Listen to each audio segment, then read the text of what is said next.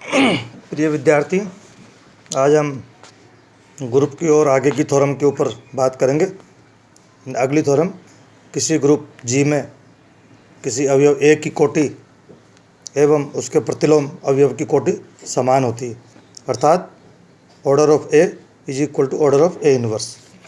अपन ने क्या किया, इसमें लेट ऑर्डर ऑफ ए बराबर एन मान लिया और ऑर्डर ऑफ ए का प्रतिलोम A inverse is equal to M. और अब हम ये सिद्ध करेंगे m is equal to N.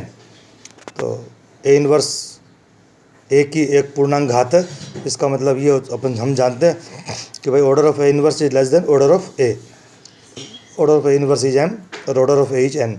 M is less than M, समीकरण नंबर 1। अगेन ये हम जानते हैं कि A is equal to A inverse का इनवर्स। तो ए इनवर्स की एक पूर्णांक घात है, अतः order of A is equal to order of A inverse.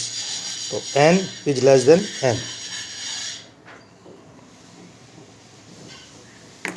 और समीकरण 1 और 2 से we get n is equal to m from 1 and 2। तो order of A inverse is equal to order of A, hence prove.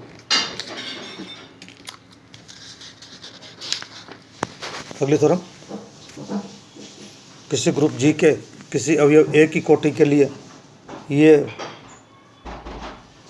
सिद्ध करना है अपने को, order of A is equal to order of x inverse X for all X belong to जी।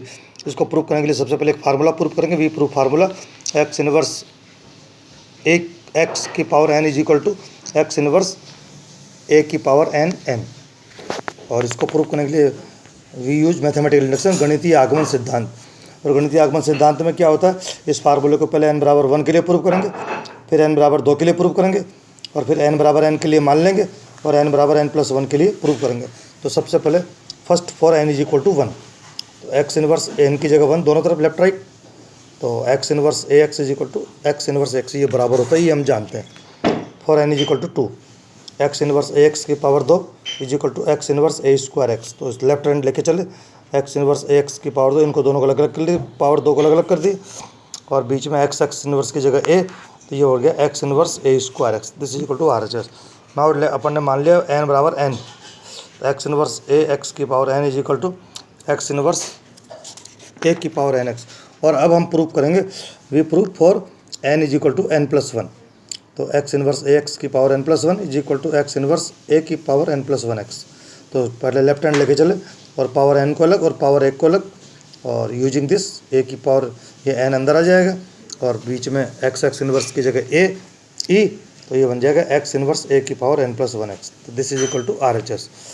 तो by mathematical induction we prove this.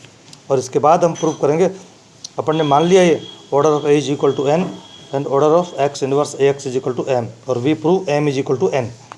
तो X inverse ए X बराबर N लेके चले, तो फार्मूले से पावर जो एन वो बीच में आ गई, ए की पावर एन, और ए की पावर एन की जगह ई लिख दिया, और ये बन गया वापस ही। और इसका मतलब order of x inverse A x is less than n, और ये क्या होता है, इसकी वैल्यू एम। तो m is less than n, ये समीकरण नंबर 2। फिर इसके बाद अगेन हम ये लेके चले order of x inverse A x is equal to M. तो इसका मतलब एक्स इनवर्स एक्स की power M is equal to E, और फार्मूले से पावर एम बीच में ए के ऊपर आ गई, और ए की पावर एम दोनों इसमें समीकरण में दोनों तरफ लेफ्ट राइट, लेफ्ट में एक्स एक्स लगा दिया और राइट में एक्स इनवर्स लगा दिया दोनों तरफ। तो ये ई और ए की पावर एम और ये ई, तो ए की power M is equal to E. इसका मतलब order of A is less than M, और ऑर्डर ऑफ ए क्या है, एन। इसका मतलब N is less than M, ये समीकरण 2।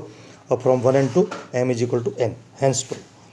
फिर इसके बाद ये एग्जाम्पल, यदि ए किसी ग्रुप जी का अवयव हो तो ये सिद्ध करना है कि ए स्क्वायर बराबर ए हो तो ए बराबर ई, और ए बराबर ई हो तो ये लेफ्ट से राइट भी, राइट से लेफ्ट, दोनों प्रूफ करना है अपने को।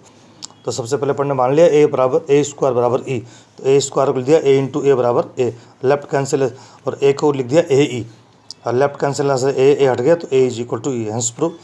और दूसरा प्रूफ करने के लिए ए बराबर ई अपन लेके चले, और इसमें दोनों तरफ लेफ्ट में ए लगा दिया, और ए ई की जगह ए, और ए स्क्वायर ए और ए मिला करके ए स्क्वायर, तो हेंस प्रूफ।